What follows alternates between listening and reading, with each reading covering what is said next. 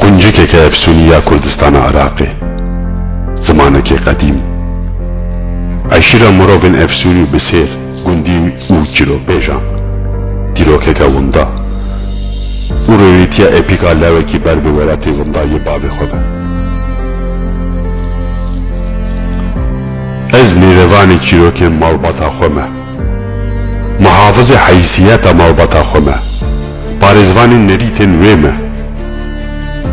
Ji bin re dibêjin ev wek yekemîn kurê bavekê Kurd peyverên min e. Lê dîza jî hê berî ku çê bibim min ber xwe de aye. Wiha dest pê dike çîroka ji dê a Ariel Sabar, a bavek û kurekî û ya du cîhanan ku ew ji hev dûr xistine û dawiyeta wî ew anîne bahev, Iraka qedîm û Amerîkaya modern. Li quncikeke dûra cîhanê nêzîkî 3000 salan ji birkirî civateke cûhiyên Kurd ew qas îzole dijiyan ku hê jî bi aramî zimanê îsa dibêhivî. Hirranî bêxwendin û nivîsandin, mîstikên xwe gihandî û çîrokbêjên şareza, etarên nefs biçûk û êzingvanên Kurd bûn ku bîcîranên xwe yên misman û xrîstiyan re li çiyayên Kurdistan Iraqê bi aheng dijiyan. Yona Sabar li nav van neviyên eşkirên windayên İsraîlê hat dinyayê.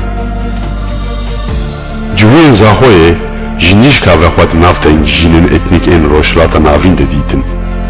Piştî dûyemîn şerî cîhanê û di salên 1905 de bi balafiran koçî dewleta nû a İsraîlê kirin.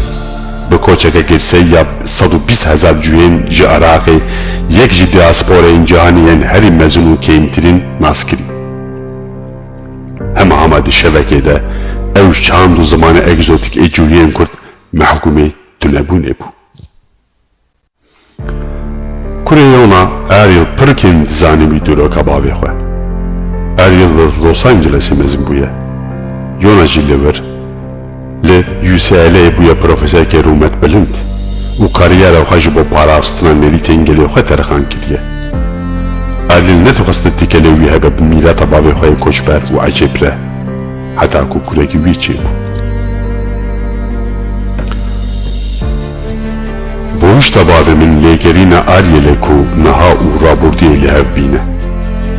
Dema Ariel û bavê xwe bi hev re diçin Iraqa îro ya piştî şerda ku bibînin bê çi maye ji bajarê Yona lê çêbûye, Sabar bajarê qedîm Zaxoyê tîne ber çavê xwe û çîroka malbata xwe dibêje. Cihê wan kişif dike û li nav destana mezin a cûhiyên Sefardîk ên bi hezaran salan a li welatê misilmanan li ser piyan mane. Bavê kalikê xwe yê ruhanî bi me dide nasî. Bi roj, boyaxvanê gund ku azveriya wî heqîqî bi şev deakirin bû, li kenîşteya biçûk a kerpîç a Zaxoyê, pîrîka wî ya qehremana bêdeng ku careke din bi ser xwe ve nayê, piştî revandina zaroka xwe ya nûzayî, kalikê wî yê din bi gurûr û feqiriya ku Kurd li welatê ehdkirî ya İsraîlê rûbrû dimînin dieciqe. û Yonayê civan, bavê Ariel, kureke serberdayê ku di çemê xabûrê de avjenî dike, li ser banê nixaniyan digere û berî ku ji bohuştê benavêtin dibe daîtirin barmizahê Zaxoyê.